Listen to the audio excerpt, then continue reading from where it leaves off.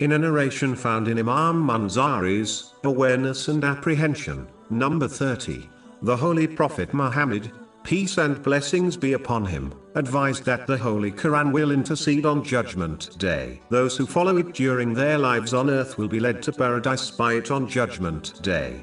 But those who neglect it during their lives on earth will find that it pushes them into hell on Judgment Day. The Holy Quran is a book of guidance. It is not merely a book of recitation.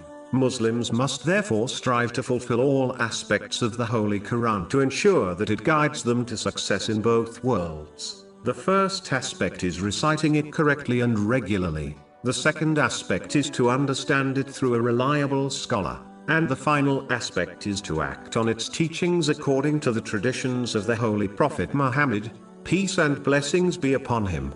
This will ensure they act on the Holy Quran correctly, as the life of the Holy Prophet Muhammad, peace and blessings be upon him, is the practical implementation of the Holy Quran. Those who behave in such a manner are the ones who are given glad tidings of right guidance through every difficulty in this world and its intercession on the Day of Judgment. Chapter 16 An-Nahl, verse 97. Whoever does righteousness, whether male or female, while he is a believer, we will surely cause him to live a good life, and we will surely give them their reward in the hereafter, according to the best of what they used to do.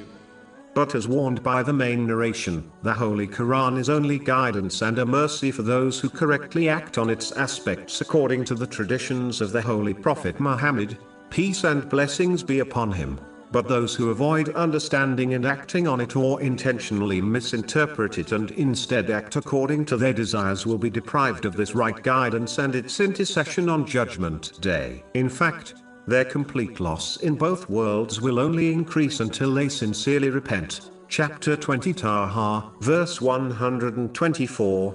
And whoever turns away from my remembrance, indeed he will have a depressed life, and we will gather him on the day of resurrection blind. Finally, it is important to understand that even though the Holy Quran is a cure for worldly problems, a Muslim should not only use it for this purpose, meaning, they should not only recite it in order to fix their worldly problems, thereby treating the Holy Quran like a tool, which is removed during a difficulty and then placed back in a toolbox when the issue is resolved. The main function of the Holy Quran is to guide one through the difficulties of this world in order to reach the hereafter safely. This purpose is not possible to fulfill without understanding and acting on the Holy Quran. Blind recitation is simply not enough. Neglecting this main function and only using it to fix one's worldly problems is not correct, as it contradicts the behavior of a true Muslim. It is like the one who purchases a car with many different accessories yet it cannot be driven, which is the main purpose of a car. There is no doubt that this person is simply foolish. Chapter 17 Al-Isra, verse 82.